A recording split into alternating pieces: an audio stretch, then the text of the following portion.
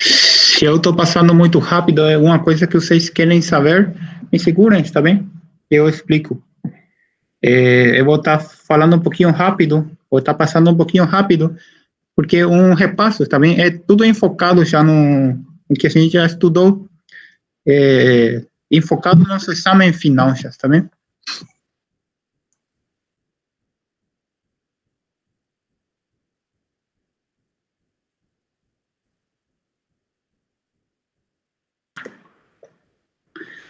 Espero que tenha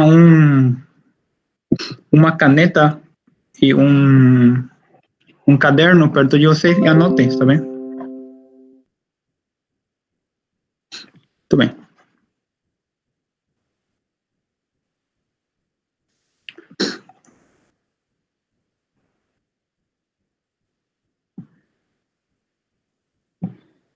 Ya es abundancia decir, pero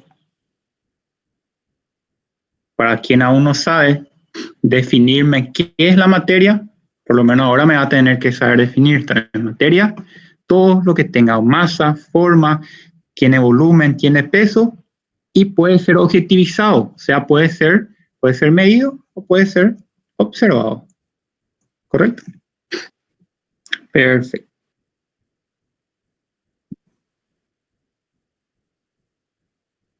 Tenemos dos tipos de mezclas, ¿está bien? Las mezclas homogéneas y las mezclas heterogéneas. El sistema disperso, para que puedan ubicarse, podemos clasificar mediante dos criterios. Uno es el criterio a simple vista, el que es con la vista, ¿verdad? Óptico, y otro con el tamaño de la partícula, ¿está bien? Si tenemos soluciones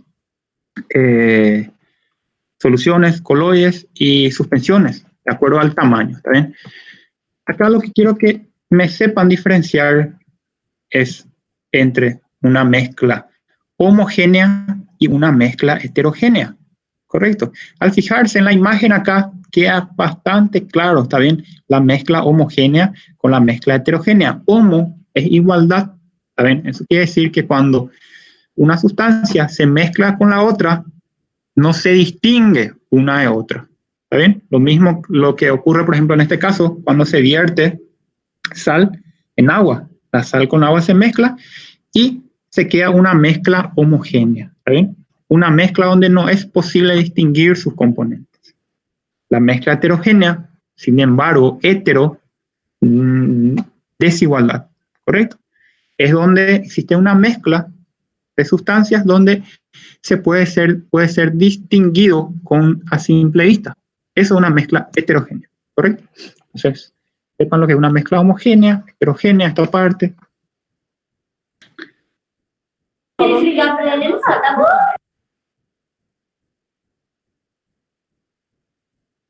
Ya habíamos hablado todo, ¿está bien?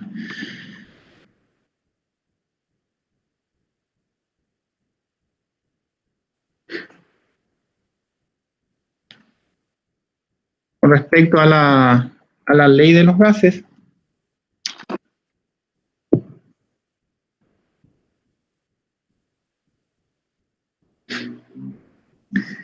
quiero que me sepan definir lo que es presión, lo que es volumen y lo que es temperatura.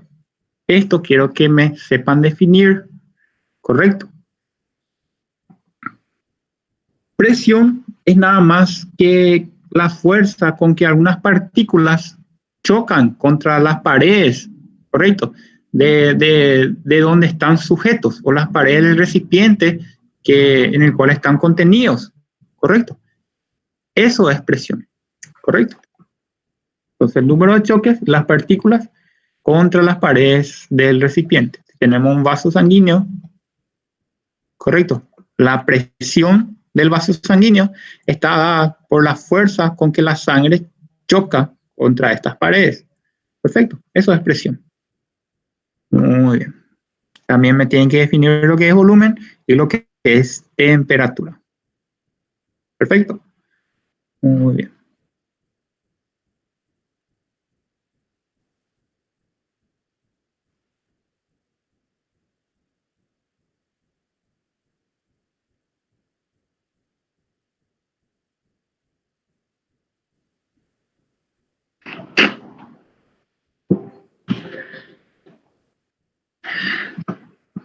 Si yo no me quedo en algo es porque el examen final no está enfocado hacia ahí, correcto, no hace falta que les repita eso. Si yo estoy hablando sobre algo es porque eso está en el examen de ustedes y porque es importante para ustedes y porque yo no quiero que se olviden nunca más de eso, correcto. Entonces no hace falta decirles que si es que estoy pasando rápido, no estoy creyendo, o sea, no es de relevancia para el examen final de ustedes, desde mi punto de vista. Dicho en otras palabras, no está en el examen de ustedes, no está incluido. Es importante que lean, importante, ¿está bien? Cuanto más conocimiento tengan, mejor. Y cuando entienden las cosas, es más fácil de entender que memorizar, ¿correcto?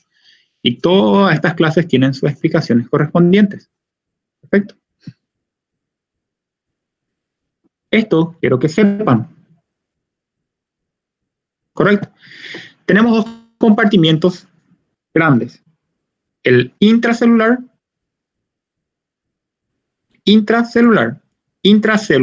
como su nombre ya dice, dentro de la célula. Y extracelular, todo lo que se quede fuera de la célula. Eso es extracelular. Perfecto. Y fuera de la célula tenemos el espacio ubicado entre dos células que es llamada intersticio. Correcto. En el intersticio también hay líquido. Correcto, pues estamos hablando de líquidos corporales. Hablamos del líquido intracelular dentro de la célula. Hablamos líquido ubicado entre células en el espacio intersticial. Hablamos de líquido intersticial, fuera de la célula ya. Luego también tenemos el vaso sanguíneo. Dentro del vaso también tenemos líquido. Correcto. Tenemos líquido, tenemos células. Correcto. El componente líquido corresponde al líquido intravascular, porque está dentro del vaso, intravascular. Perfecto. Dicho en otras palabras, tenemos dos compartimientos. Intracelular, dentro de la célula, y extracelular, fuera de la célula. Pero el extracelular se divide en dos compartimientos nuevamente. Uno, el intersticial, y otro, el vascular, dentro del vaso sanguíneo. Perfecto. Muy bien. El cuerpo humano está formado aproximadamente 60%, un adulto joven, ¿correcto? Sabemos que cuanto más joven, más líquido, cuanto más viejo, menos líquido, ¿correcto? Un adulto joven está formado aproximadamente entre 60 a 70% de agua, o sea, del peso corporal es agua. ¿Eso qué quiere decir? Quiere decir que si un paciente pesa 100 kilogramos, 60 kilogramos es líquido, agua, ¿correcto? Entonces, 60% corresponde a agua del peso corporal. Este 60% está comprendido en dos compartimientos, como dijimos. El intracelular y el extracelular, ¿correcto? El intracelular es más abundante, corresponde al 40% del peso corporal total. Y el extracelular corresponde al 20% del peso corporal total. ¿Correcto? Esto quiero que sepan.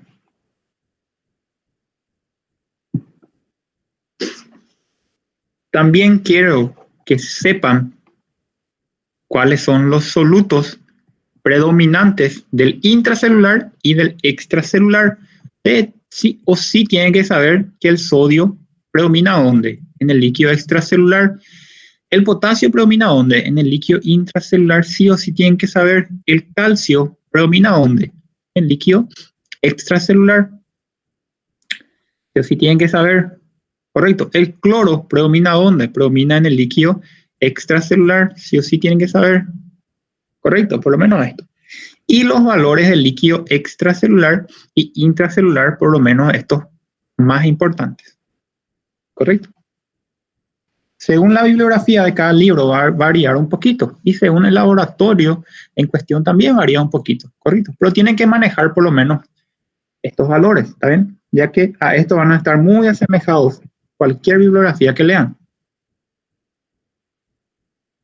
Por lo menos los valores estos que más utilizamos,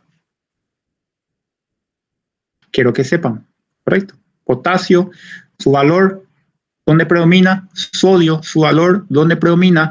Calcio, ¿dónde predomina? Cloro, ¿dónde predomina? Correcto. Un poco, después, ¿qué más? También me tienen que saber diferenciar lo que es un medio isotónico, hipertónico y hipotónico. ¿Correcto?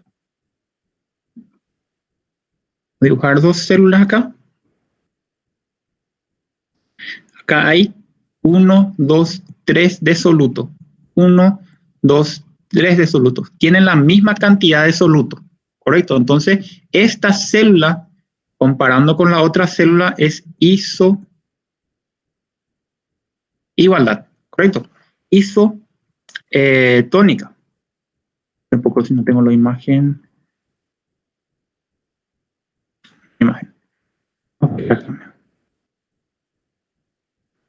Correcto. Isotónica. ¿Por qué? Porque tienen la misma cantidad. Esta célula comparado con la otra es isotónica, misma cantidad de soluto. Esta célula comparado con la otra también es isotónica, misma cantidad de soluto. Eso es isotónica. Ahora, si esta tiene 6 de soluto y esta tiene 3, esta célula que está acá es hiper, porque tiene más soluto comparado a la otra. Esto es hipertónica comparado con la otra. Ahora, si comparamos esta célula de la izquierda, esta es célula A, esto es célula B. La célula B es hipertónica comparado con la célula A. Y si comparamos la célula A con la célula B, ¿qué pasa? Si comparamos la célula A con la B, esta tiene menos soluto, entonces esta es menor, hipotónica. Hipotónica con relación al B. ¿Para qué es lo que nos va a servir saber estas cosas? Y nos sirve muchísimo, está bien, para saber hacia dónde se va a mover el líquido de los compartimientos intra y extracelulares. Ustedes saben que el líquido se mueve de una región de menor concentración a una de mayor concentración. Eso es ósmosis. Eso está en el examen de ustedes. Definición de ósmosis. Esto sí o sí tienen que saber. Ósmosis es movimiento de agua. Movimiento de solvente. Solvente, no soluto. Solvente. Movimiento de solvente. Movimiento de agua. Eso es ósmosis. ¿Y cómo ocurre el movimiento de una zona de menor concentración, a una zona de mayor concentración de soluto? ¿Correcto? Imagínense esta imagen de acá. ¿Dónde hay más soluto? Estos van a ser los solutos, ¿correcto? Entonces, esto va a ser A, esto va a ser B. Claramente, el recipiente B tiene más solutos. Entonces, el agua se va a dirigir hacia el recipiente B.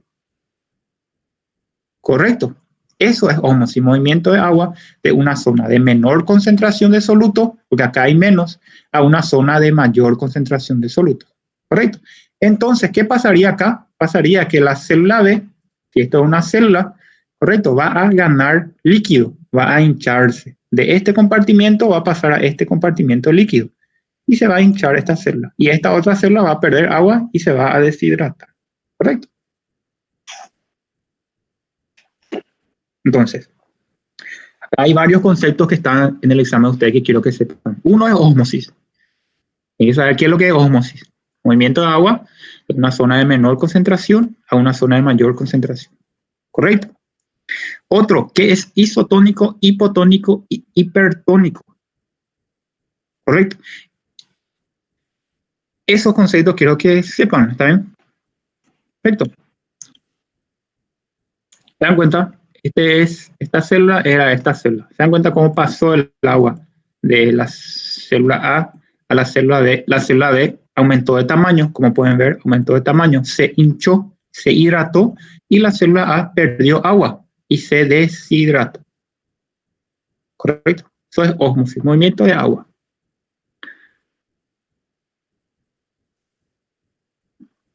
Todo esto ocurre siempre para equilibrar, ¿verdad? En la relación soluto-solvente. A ver un poco. Lo mismo, todo. Mucho ejemplo, mucho ejemplo. Mucho ejemplo.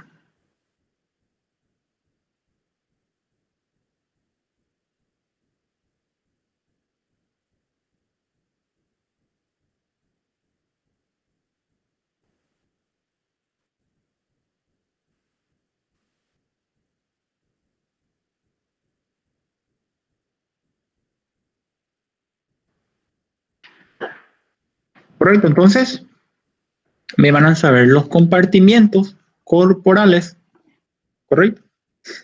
Líquido intracelular, extracelular. El extracelular se divide otra vez en un intravascular y en un intersticial, ¿correcto? El intersticial a su vez es más abundante, 15%. El intravascular es menos abundante, aproximadamente 5%, porque los sumados los dos juntos da 20%, ¿correcto? 20% del peso corporal total. Perfecto. Como dijimos, en el vaso sanguíneo, aparte del líquido, también hay células. La principal, los eritrocitos, ¿está bien? El componente líquido, en realidad, corresponde nada más al 60%, otra vez, de este 5%. Y el componente celular, al 40% de este 5%. ¿Correcto? Sepan qué es, qué es un medio isotónico comparado con otro, qué es un medio hipotónico y hipertónico comparado con otro, qué es la ósmosis. ¿Está bien? La presión osmótica también quiero que sepan.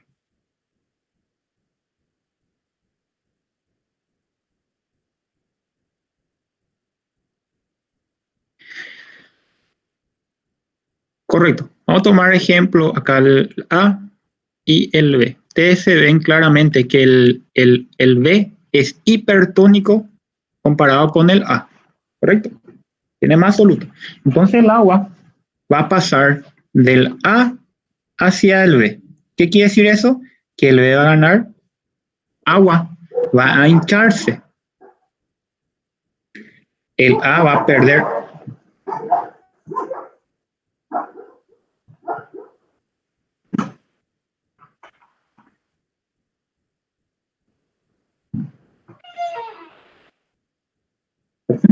Entonces,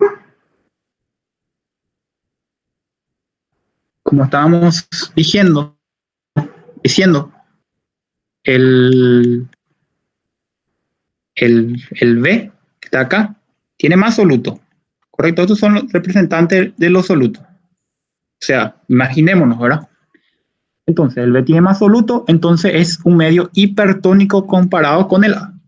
¿Qué quiere decir eso? Que el medio hipertónico va a ganar agua y va a hincharse, va a aumentar de tamaño, se va a hidratar. ¿Correcto? El medio que tiene menos soluto, que es el medio hipotónico, sin embargo, va a perder agua, se va a deshidratar. Dicho esto, la presión osmótica, no es ósmosis, presión osmótica. La presión osmótica es la presión necesaria que yo debo ejercer sobre la célula sobre la célula B para que no exista este movimiento de agua. Por más que acá haya más soluto, si yo le aplico una presión osmótica de estos lados, esto va a detener la ósmosis. Y eso es la presión osmótica. La fuerza necesaria para detener la ósmosis. Definición de presión osmótica. ¿Correcto? También quiero que sepan. Espero que estén anotando todo lo que estoy diciendo. ¿Está bien?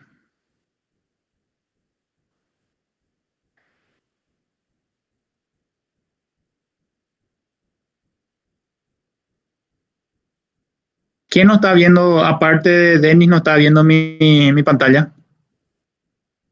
Y no me está escuchando.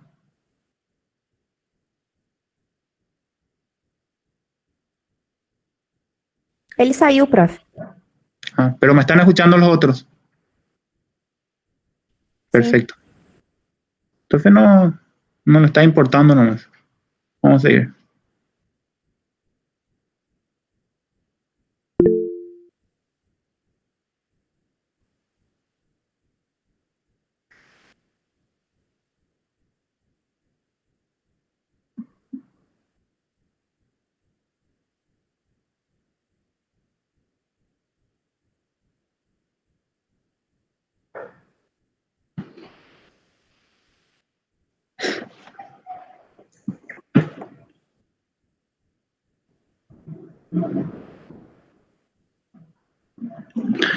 Perfecto. Quiero que sepan, correcto, que el flujo sanguíneo a través de un vaso, atravesando un vaso, va a estar determinado por dos factores. Dos factores van a determinar el movimiento de la sangre a través de un vaso sanguíneo. ¿Correcto? ¿Cuáles son estos dos factores que van a determinar el movimiento de la sangre? Uno es la diferencia de presión.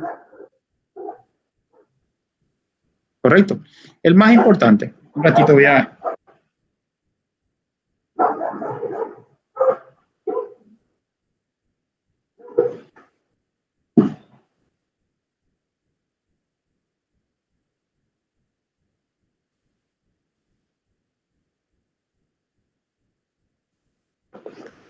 Perfecto, ahora sí podemos seguir.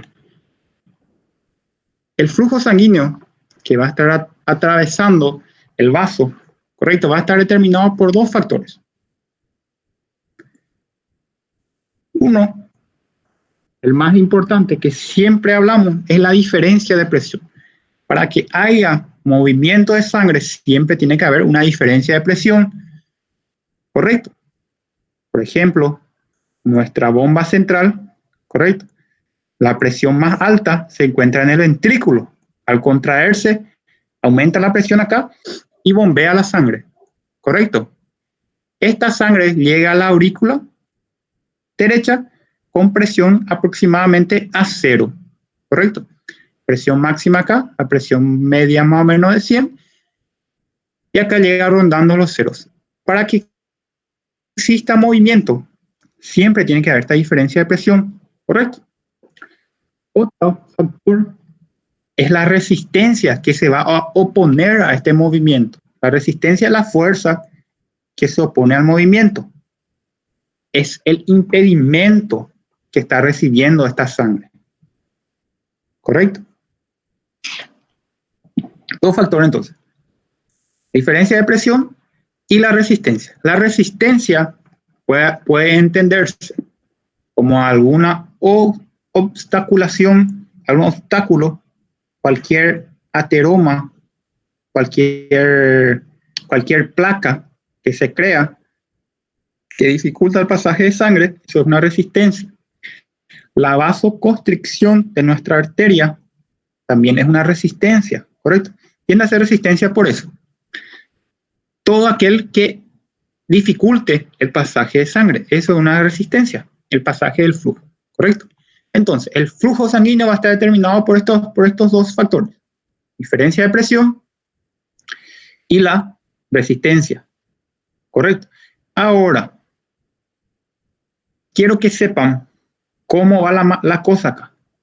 Con respecto a la diferencia de presión, quiero que sepan que es directamente proporcional al flujo, ¿correcto? ¿Qué quiere decir eso?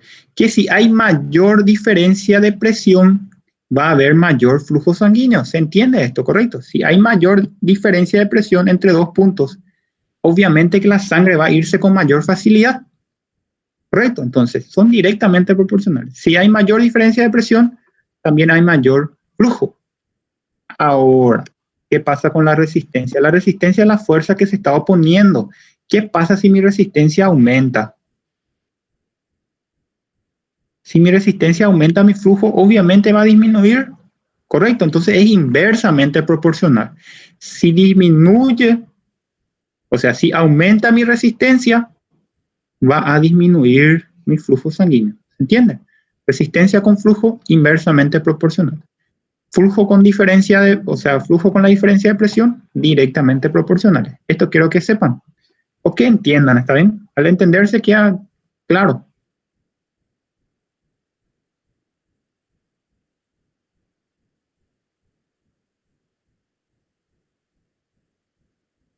Acá está todo explicado, ¿está bien? Todo esto habíamos hablado. ¿No entienden algo? Me hablan nomás, ¿está bien? Estoy enfocando mucho hacia nuestro examen, ¿correcto? Entonces por eso estoy pasando rápido. Espero que anoten todo lo que estoy diciendo. Ahí los celulares fue para sin problema, no hay problema. Un poco.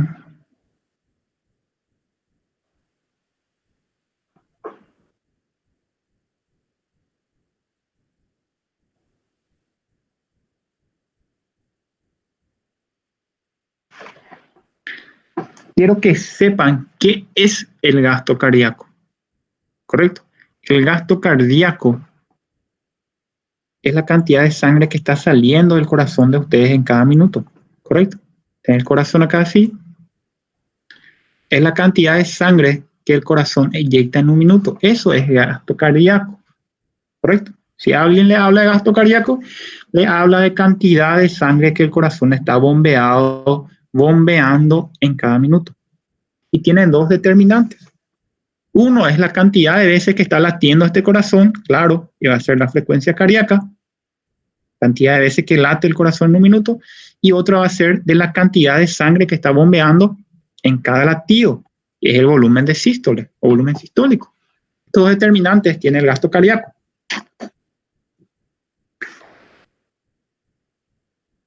La frecuencia cardíaca está dada principalmente por el sistema nervioso autónomo.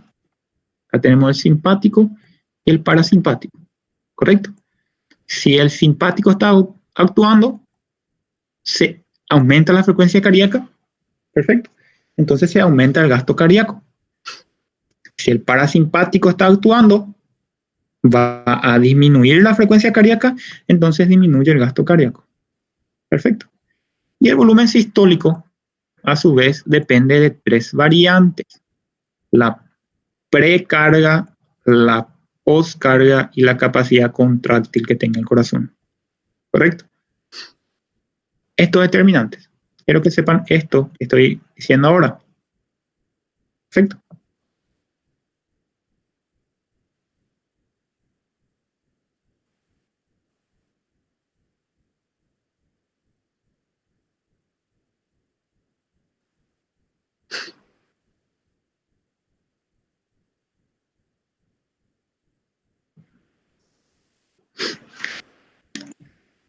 Para que me entiendan, esto solamente le voy a explicar. Solamente para que entiendan, para que no se quede un poco complicado. Obviamente esto ya habíamos explicado todo en su clase correspondiente.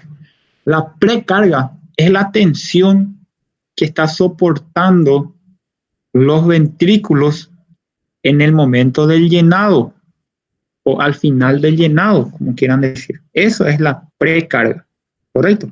La tensión dentro del ventrículo al final del llenado ventricular. Y si entienden que es la tensión que está soportando el ventrículo, obviamente la precarga va a estar influenciado porque si es la tensión del llenado, obviamente va a estar influenciado por la cantidad de sangre que está llegando, porque la cantidad de sangre que llega es la que le va a llenar al ventrículo.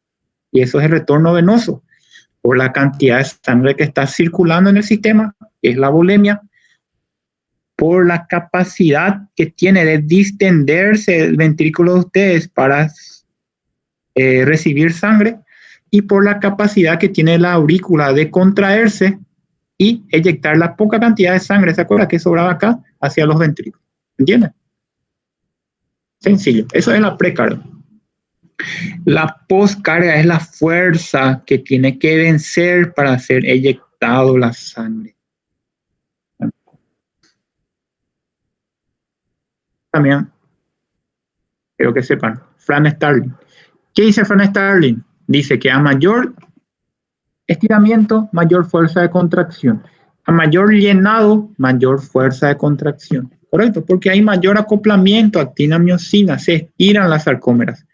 Y al estirarse las sarcómeras del músculo, en vez de que dos cabezas de miosina se puedan unir, ya hay más espacio para que más cabezas de miosina se puedan unir.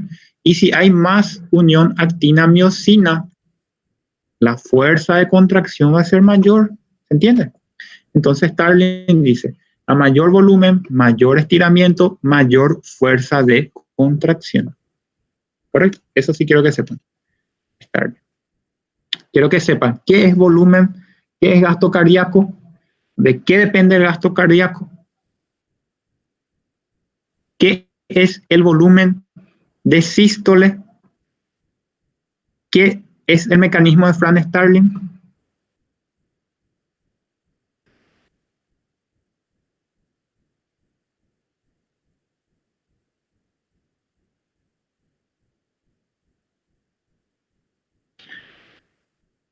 Esta clase es muy interesante, ¿saben? Pueden leer para ser muy interesante, pero la parte que yo quiero que enfoquen ya les comenté, ¿correcto?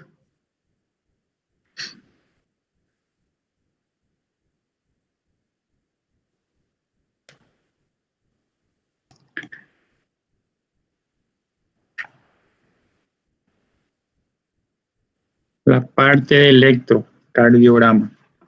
Para empezarlo me tienen que saber definir qué es lo que es un electro. ¿Está bien? Esto sí es importante. ¿Qué es lo que es un electro? Un electro es un registro nomás de la actividad del corazón. ¿Está bien? Eso es un electrocardiograma. El registro de la actividad eléctrica del corazón. ¿Está bien? Y se va a documentar a partir de deflexiones. Tenemos una línea isoeléctrica, deflexión hacia arriba de la línea isoeléctrica, deflexión positiva, deflexión por debajo de la línea isoeléctrica, deflexión negativa. Perfecto.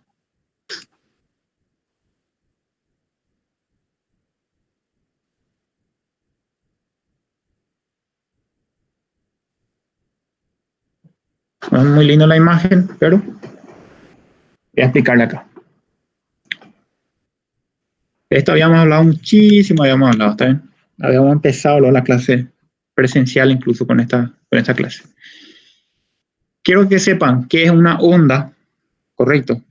Una onda es una deflexión, correcto. Eso es una onda.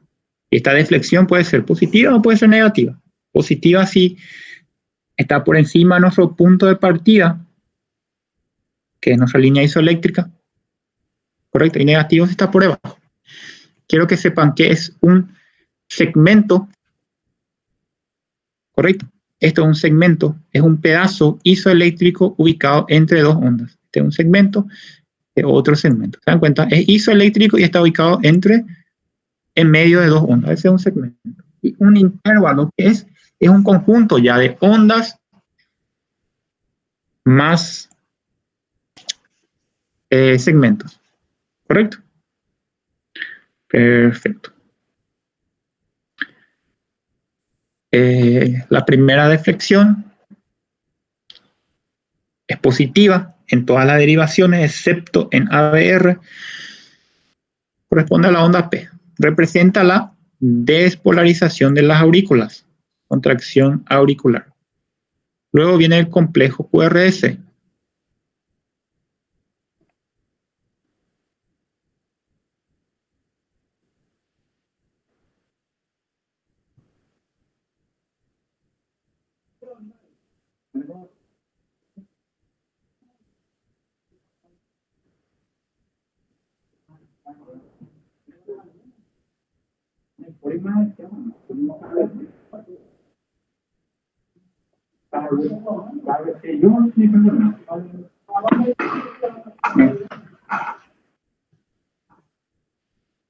Muy bien. Entonces seguimos. Luego viene el complejo QRS con las tres ondas, ¿está bien? Q, la deflexión negativa, la primera, la segunda R, deflexión positiva, y la deflexión negativa nuevamente S, ¿está bien? Solamente lo básico en esta parte de biofísica, ¿está bien? Para fisiología un poquito más profundo, ¿está bien? El complejo QRS representa la despolarización, pero de los ventrículos. Despolarización ventricular, o sea, contracción ventricular. Perfecto. Y la última onda, la onda T, que va a representar la repolarización de los ventrículos. O sea, relajación ventricular. Perfecto. Esto quiero que sepan las partes del electro que representa cada una de ellas. Luego tenemos los segmentos, que este segmento de acá, que es el segmento PR, segmento PR, desde el final de la onda P hasta el comienzo de la onda Q. Luego tenemos el segmento ST. Segmento ST. Desde el final del complejo QRS hasta el comienzo de la onda T. ¿Correcto? Y los dos intervalos importantes que son el intervalo PR, intervalo, un complejo de ondas más segmentos, ¿se dan cuenta? Intervalo PR, desde acá hasta acá. Y el intervalo QT. Perfecto. Estas son las partes de nuestro electrocardiograma. Correcto. Al saber esto, al saber cómo son cada una de ellas y al saber los valores que ellos adoptan, ustedes pueden ser capaces de leer cualquier electro que se presenta. ¿Está bien? ¿Qué electro van a poder leer? ¿Entienden? Entonces yo le voy a pedir solamente las partes. ¿Está bien? Obviamente que esta fue una clase donde profundizamos mucho. ¿Está bien? Entonces tienen que ver. ¿Está bien? Para que les sirva. Es algo que todos los días van a ver. ¿Está bien? Algo que no se tienen que más olvidar. Incluso tienen que profundizar. ¿Está bien? Perfecto. Importantísimo nuestro electro, ¿está bien? Ellos sí van a recibir pacientes que le refieren dolor en la región del pecho, ¿está bien? Dolor retroesternal, le va a decir. Y ahí ya usted su lamparita se tiene que prender ya, ¿está bien? Dolor en la región retroesternal no siempre es infarto, ¿está bien? Pero tienen que pensar sí o sí en infarto. Antes que se cumplan los 10 minutos que el paciente llegó a la guardia, usted ya tiene que tener un electro.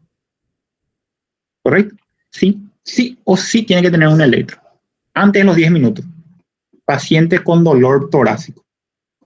¿Perfecto? No siempre es infarto. No siempre.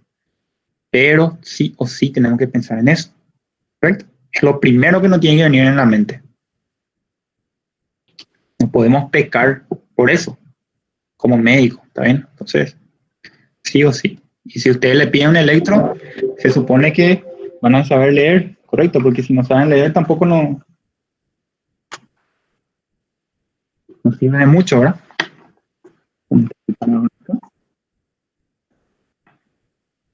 Listo. Teníamos la clase donde hablábamos, profundizamos mucho, electro, sus valores, todas esas cosas, ¿está bien? Que le va a servir mucho al que quiera aprender. Cuando se dé fisiopatología, todo esto se va a tocar otra vez con más énfasis hacia lo patológico, también por eso es su oportunidad ahora de aprender lo normal. El que le da de patología, ya no le vamos a estar hablando de lo normal, le va a estar hablando ya de lo anormal. Y se van a perder muchísimo si no entienden cómo es el funcionamiento normal. Muy bien. Un poco.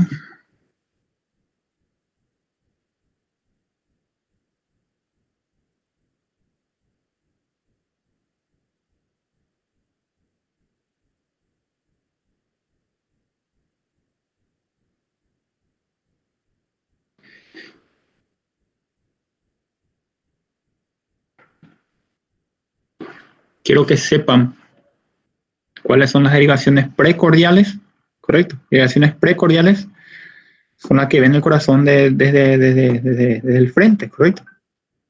Precordial, delante del corazón, precordio, ¿correcto? Son las derivaciones B1, B2, B3, B4, B5 y B6. Son 6 derivaciones. Derivaciones precordiales. Derivaciones aumentadas y luego las derivaciones estándares, que quiero que sepan. Las estándares son de 1, de 2, de 3. Las aumentadas ABL, ABF y ABR. Así tenemos 12 derivaciones en totales que vamos a utilizar para diagnosticar cualquier cosa a nuestro paciente, ¿está bien? Y como ya dijimos, el electro es como si fuese estarle sacando fotos al corazón de diferentes ángulos, sacarle fotografías al corazón, ¿correcto? Al sacar la fotografía al corazón de ustedes pueden volver a fijarse en esa fotografía de forma más detallada y ver si hay algo anormal en la fotografía. Ahí van a decir, mira, esta parte salió mal y entonces ya saben dónde está el error, ¿correcto?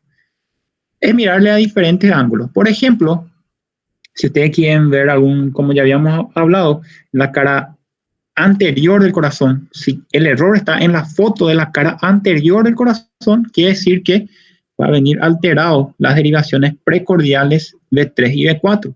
Ahí ya saben que la cara anterior del corazón es el que tiene el problema, ¿correcto? Ya saben que es la coronaria izquierda el que tiene el problema. ¿Por qué? Porque el predominio de la coronaria izquierda. Ustedes saben que la coronaria izquierda, ¿correcto? Después de un corto trayecto ya se divide en una interventricular anterior y una circunfleja. Y la interventricular anterior predomina la irrigación de la cara anterior del corazón, ¿correcto? ¿Entienden? Entonces ya saben ya que esa coronaria es la que está obstruida. O sea, una de las ramas de la coronaria izquierda. Entonces ya saben ya hacia dónde van a irse. ¿Entienden? Perfecto. Es importante saber esto. Esto quiero que sepan. Esto no es memorizar de balde. Esto es importantísimo. ¿Está bien? Ustedes van a escuchar, por ejemplo, que le va a hablar de un infarto de cara anterior. ¿Cómo sabe que es un infarto en la cara anterior? Porque las derivaciones B3 y B4 están alteradas. Un infarto del septo, por ejemplo, un infarto de la cara inferior del corazón, ¿entienden? Cara inferior, D2, D3 y ABF. Hubo una alteración en estas derivaciones y se llegó como conclusión que fue en la cara, o sea, sabemos que estas derivaciones ven la cara inferior, entonces, cara inferior, la cara afectada. Perfecto, entonces, resumiendo, quiero que sepan las partes del electro, quiero que sepan también qué es un electro, quiero que sepan esto, quiero que sepan cuáles son las derivaciones precordiales de 1, de 2, de 3, de 4, de 5, de 6, las estándares de 1, de 2, de 3 y las aumentadas, ABL, ABF y ABR, ¿correcto?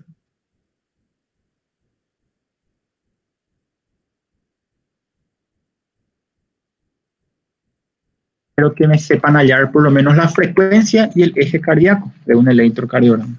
¿Sí? Para encontrar la frecuencia cardíaca, tienen que fijarse en su intervalo R.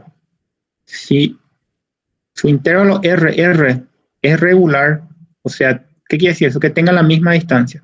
Este es un intervalo RR. Este es otro intervalo RR. Si ustedes se fijan, son parecidos, son iguales. Correcto. Entonces, esto es un intervalo RR regular. ¿Cómo vamos a hacer la frecuencia de este paciente? Directamente van a ser 300 divididos la cantidad de cuadrados grandes que existen entre una R y otra R. 1, 2, 3, 4. 300 dividido 4 ya le da su frecuencia cardíaca. ¿Correcto? O pueden hacer 1500. Hay muchas maneras de hacer. También les estoy mostrando lo que me parece un poco más fácil nomás. Pero de acuerdo van adquiriendo capacidades, van a ver que esto tienen muchas formas incluso de hacerse. Ustedes saben que un cuadrado grande está formado por 5 cuadraditos pequeños. Perfecto. Entonces pueden hacer también 1500 dividido las cantidades de cuadraditos pequeños. En este caso, como cada cuadrado grande tiene 5, va a ser 5, 10, 15, 20. Sería 1500 dividido 20. Lo mismo. Esto es si es regular el intervalo RR. Quiere decir que de acá a acá es igual que de acá a acá, que es igual de acá a acá. ¿Entienden? Pero ¿qué pasa si se fijan en el electro de ustedes? Y ustedes ven que su intervalo de una R a otra R no es igual. ¿Se dan cuenta cómo acá no es igual?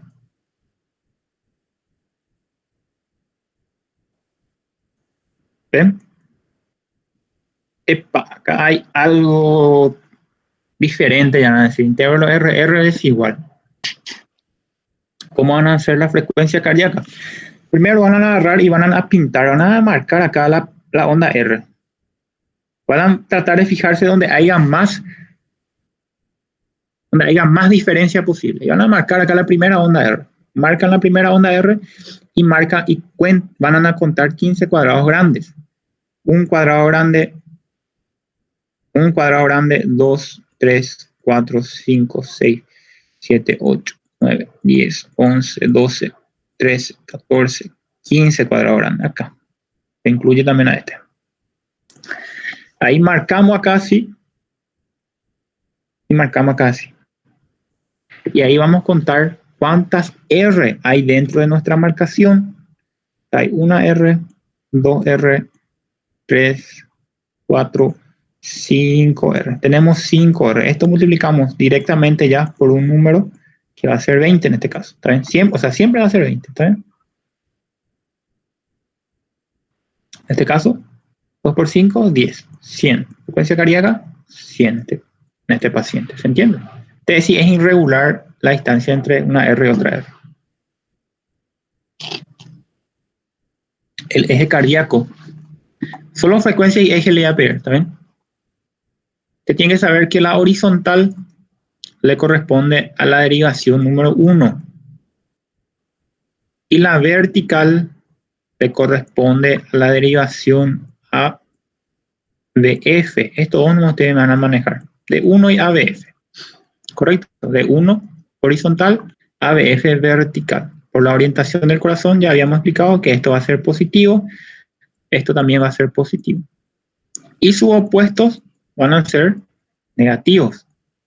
De negativo ABF y de este lado va a estar negativo de 1. Perfecto. Esto nos va a servir para hallar el eje. Y con fines prácticos vamos a hablar que este cuadrante es normal, este cuadrante superior derecho habla de una desviación hacia la izquierda y el cuadrante inferior izquierdo de una desviación del eje hacia la derecha. ¿Correcto? No es tanto así. Cada uno tiene o sea, todo esto con pinza, ¿correcto? Vamos a tratar de aprender así y después vamos a ir profundizando. Entonces, tenemos cuadrante normal. Vamos a considerar con fines prácticos de 0 a 90 grados. O sea, solo este cuadrante para nosotros va a ser normal. ¿Correcto? Obviamente, si leen los libros de clínica médica o cualquier otro libro, dependiendo de la bibliografía, siempre varía un poquito. Algunos autores consideran desde menos 30 incluso hasta 120 incluso. Ese es el rango que puede ser considerado normal incluso. Por eso es un poquito con pinzas, ¿está bien? Pero para nosotros de 0 a 90 grados, normal. De 0 a negativo 90, desviación hacia la izquierda. De 90 a 180, desviación hacia la derecha. Para nosotros. ¿Correcto? Ahora, ¿cómo lo que vamos a utilizar esto? ¿O para qué lo que nos sirve esto? Sencillo. Que si el paciente usted tiene una desviación hacia la derecha, ustedes ya saben que el corazón que está afectado es el lado derecho. Cualquier patología del lado derecho va a tener ese paciente. Si la desviación está hacia la izquierda, es cualquier patología, pero del lado izquierdo. ¿Correcto? O sea, el corazón izquierdo el que está enfermo. ¿Entiendes? Para eso sirve el eje.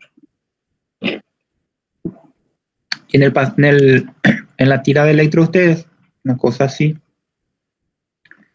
viene B1, B2, B3, B4, B5, B6. Cada uno va a tener su imagen así. Va a venir D1, D2, D3. Cada uno su imagen. A nosotros solo nos importa D1, por eso voy a dibujar solo D1. Pero todos ellos van a tener lo mismo, ¿correcto? Y ustedes van a fijarse ¿Dónde es que está el?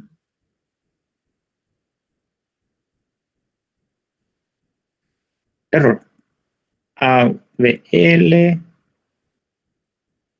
AVR y AVF. Nosotros nos importa solo de uno y AVF. Por eso solamente estos dos voy a dibujar.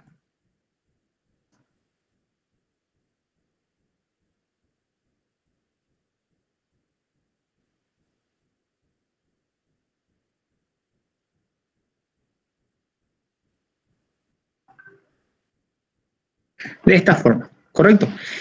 Solo nos importa, dijimos, de 1 y ABF. ¿Cómo vamos a hacer el eje cardíaco? Bueno, para el eje cardíaco vamos a fijarnos en el complejo QRS de D1 y de ABF, solo de estos dos. ¿Correcto? Y vamos a ver si el QRS es positivo o si el QRS es negativo. Solamente eso.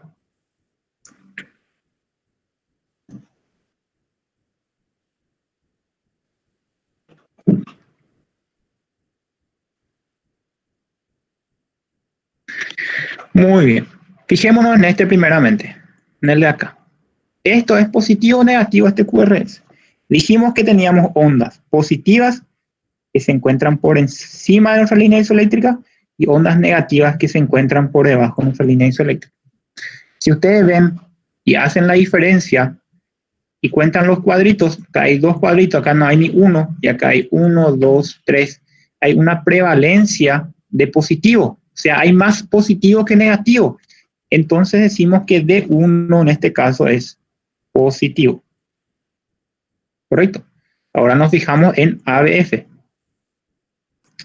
Si ustedes se fijan, ABF hay más negativo que positivo. O sea, hay una prevalencia de negativo. Entonces, ABF en este caso es negativo. ¿Correcto? Y esto vamos a colocar en nuestro plano. De 1 positivo. ¿Dónde es positivo de 1? Hacia la derecha. Entonces, colocamos acá, marcamos hacia la derecha. ABF. ABF es negativo ¿hacia dónde? Hacia arriba. Acá es positivo y hacia arriba es negativo. ¿Se dan cuenta? Entonces vamos a marcar acá. Y ahí solamente ya unimos nuestra marcación y al unir nuestra marcación tenemos nuestro eje. En este caso el eje está hacia el cuadrante superior derecho. O sea, este electrodo de este paciente tiene una patología que afecta al lado izquierdo del corazón. ¿Se entiende? Desviación hacia la izquierda. Perfecto.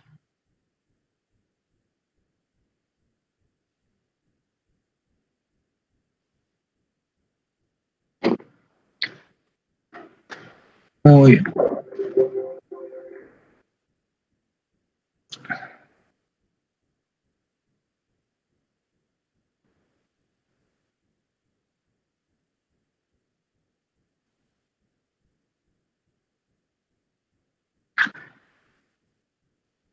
Acá quiero que sepan, con respecto al ciclo cardíaco, quiero que sepan que existen dos periodos. ¿Cuáles son los periodos? La contracción y la relajación. Esos son los periodos, ¿correcto? Contracción y relajación. Perfecto. A la contracción le llamamos sístole y a la relajación le llamamos diástole. Perfecto. Estos periodos van a tener a su vez fases. Perfecto. La contracción tiene dos fases. La contracción isovolumétrica, donde aparece el primer ruido cardíaco, y la eyección. Y la diástole tiene tres fases.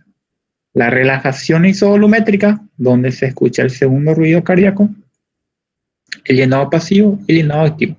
Todo esto habíamos explicado ya, ¿correcto? Pero estoy diciendo lo que yo quiero que sepan. Perfecto. Entonces, quiero que sepan acá esto.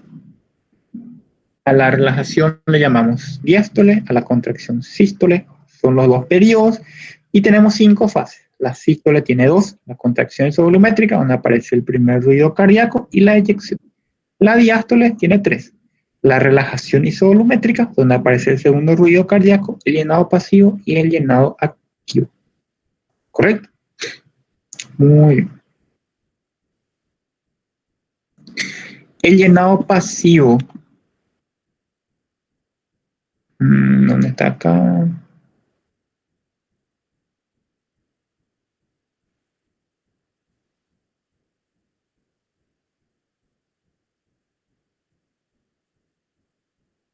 También quiero que sepan.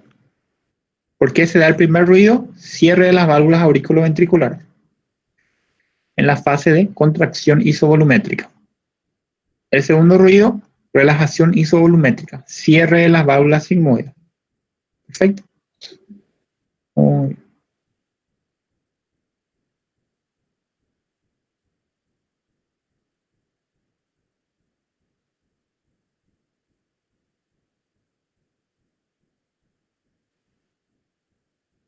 Esto quiero que me sepan, ¿está bien? Los focos de auscultación, ¿dónde lo que ustedes van a colocar su estetoscopio? Esto sí quiero que sepan.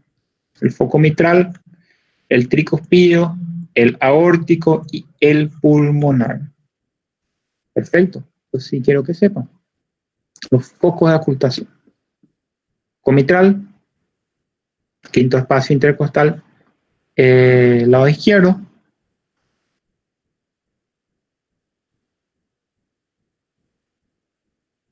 El tricuspidio, un poco más hacia la derecha, pegado a la apófisis sifoide, más o menos.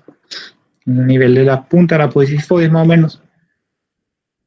El aórtico, segundo espacio intercostal, a la derecha el esternón. Y el pulmonar, que es del lado opuesto, también hacia la izquierda, mismo nivel, segundo espacio intercostal también, claro. Segundo espacio intercostal, a la izquierda del esternón. Entonces quiero que sepan.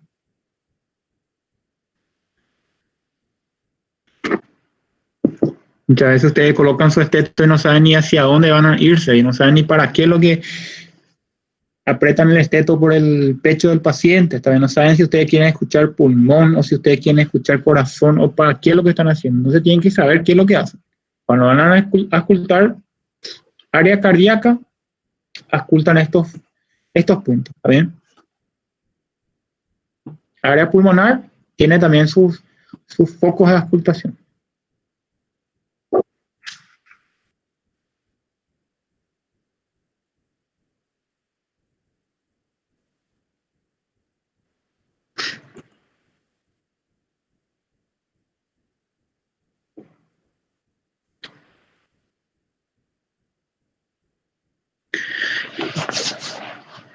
Quiero que sepan dónde podemos medir la temperatura, ¿correcto?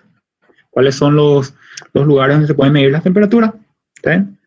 Las principales, la axilar, la rectal, la oral y la timpánica, ¿correcto? Nivel del oído, son los cuatro más utilizados.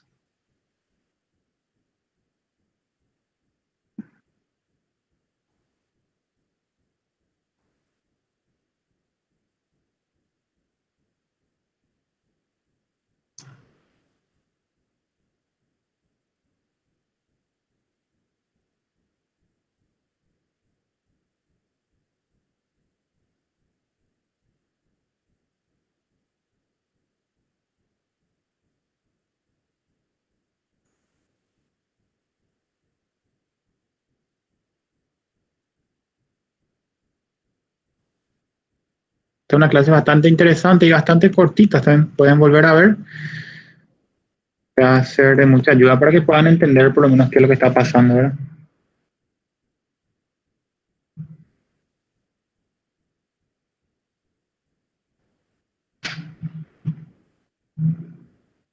Con respecto a bióptica, quiero que sepan cuáles son las capas del globo ocular. Tenemos tres capas a nivel del globo ocular: la externa, la media y la interna. La externa es la capa fibrosa, la interna, o sea, la media, perdón, es la vascular y la interna es la capa nerviosa, ¿correcto? La que le corresponde a la retina, donde se genera la imagen. Quiero que sepan las capas y quiero que sepan qué se puede encontrar en cada capa. Perfecto. La capa fibrosa, la capa más externa, vamos a encontrar la córnea y la esclerótida. La córnea es nada más un adelgazamiento acá adelante de la esclerótida en sí se adelgaza y se vuelve transparente. Se las córneas. En la esclerótica, todo ese blanco que usted ve en el ojo, todo lo blanco que se ve del ojo, eso es la esclerótica. Fue una clase también. Las partes de la capa media también quiero que sepan. Iris, la coroides y el cuerpo ciliar.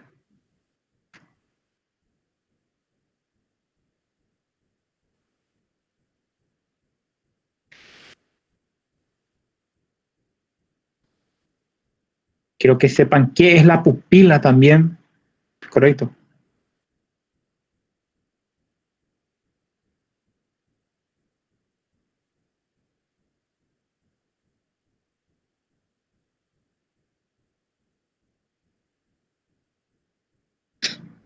Y quiero que sepan también cómo se forman las imágenes. También la imagen a nivel de la retina, a nivel de la capa más interna, es una imagen tipo cruzada e invertida. No se olviden de eso. También el encargado de volver a invertir esta imagen y dejar en posición normal ya es el lóbulo occipital allá atrás, ya el cerebro, ya cuando vemos sistema nervioso. Pero en la retina se forma la imagen de forma cruzada e invertida.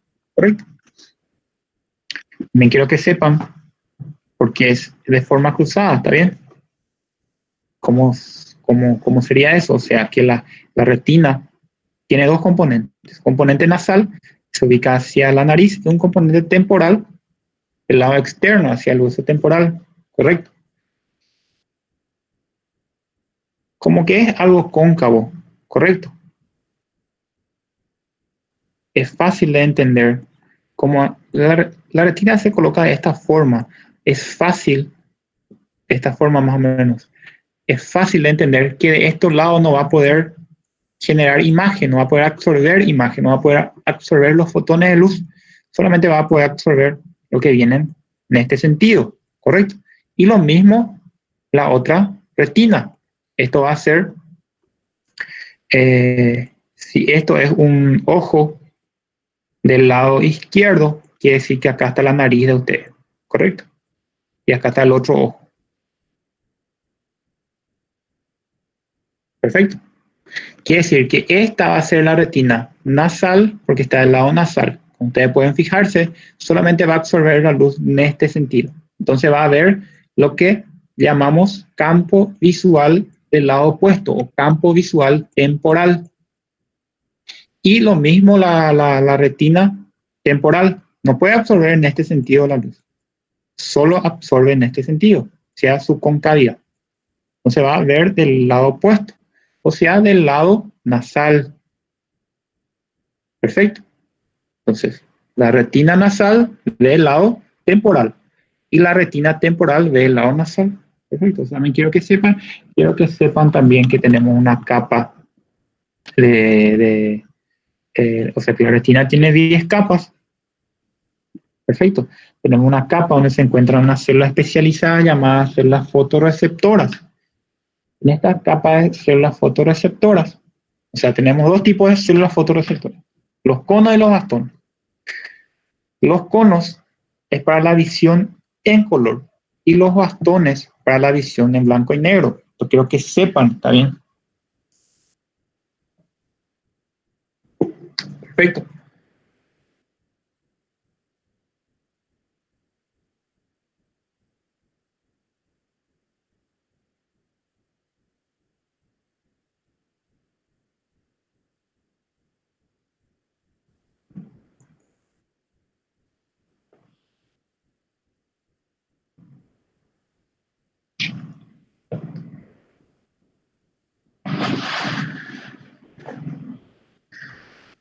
Ya hablamos muchísimo, ahora que existe una pequeña circulación, una gran circulación, ¿está bien? Circulación pequeña, también llamada circulación pulmonar, es la que se va a los pulmones y vuelve a los pulmones. Entonces sería el ventrículo derecho bombeando la sangre a través del tronco pulmonar, correcto, hacia los pulmones, y de los pulmones volviendo hacia la aurícula izquierda mediante las venas pulmonares. Eso es circulación pequeña o circulación pulmonar.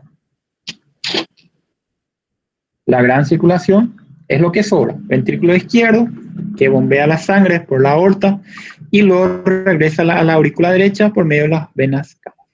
Circulación mayor o circulación sistémica o circulación periférica, como quieran llamarle.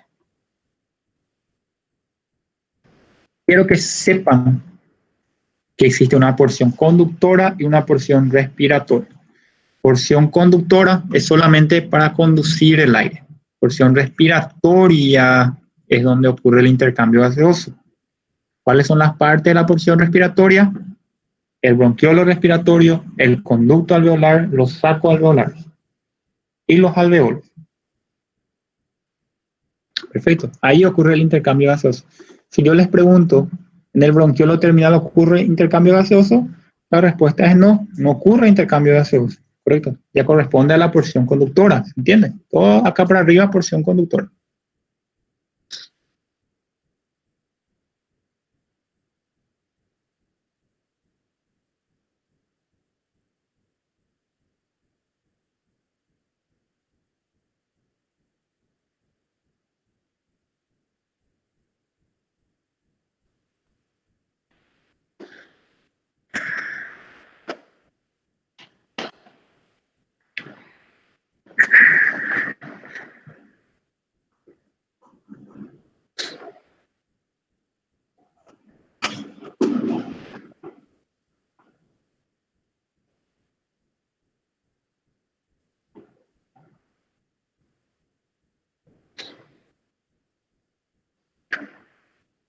Esto no voy a preguntar, ¿está bien? Este slide no es muy útil para ustedes, pero no le voy a preguntar. Habla mucho de la parte de patología, esas cosas, entonces no le voy a preguntar.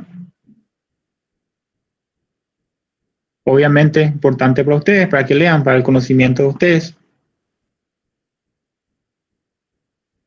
Con respecto a las radiaciones, me tienen que saber la diferencia entre la radiación ionizante y la no ionizante. La ionizante son las radiaciones que tienen más fuerza, también fuerzas capaz de poder extraer un electrón desde los átomos. Eso es una radiación ionizante. Y la no ionizante es lo que no tiene esa fuerza necesaria para producir eso. ¿Correcto? Esto. Radiaciones ionizantes y no ionizantes. ¿Cuáles son los ejemplos de radiaciones ionizantes, no ionizantes? ¿También? El espectro electromagnético. Los de alta frecuencia, los de baja frecuencia. Baja frecuencia, no ionizante, alta frecuencia, ionizante. Y sus ejemplos. Yo sí me tienen que saber decir qué es una imagen radiográfica. ¿Está bien?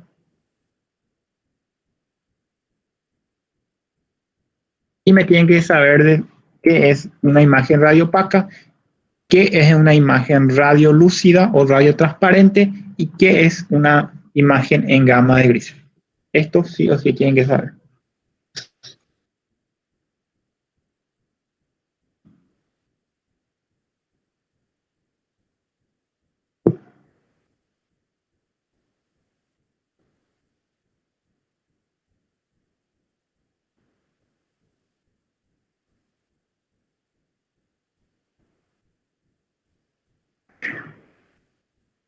Con respecto a equilibrio ácido-base, me tienen que saber definir qué es pH, para qué utilizamos el pH, qué mide el pH, cuáles son los valores normales del pH, qué pasa cuando el pH está disminuido, qué pasa cuando está aumentado, disminuido, hablamos menor a 7,35, hablamos de acidez, pH ácido, mayor a 7,45, básico, correcto.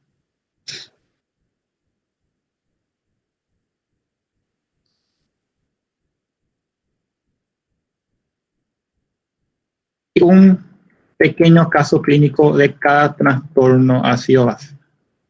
¿Correcto? O sea que este slide tienen que tratar de comprender. Esto es importante. Comprenden, tienen que tratar de comprender esto.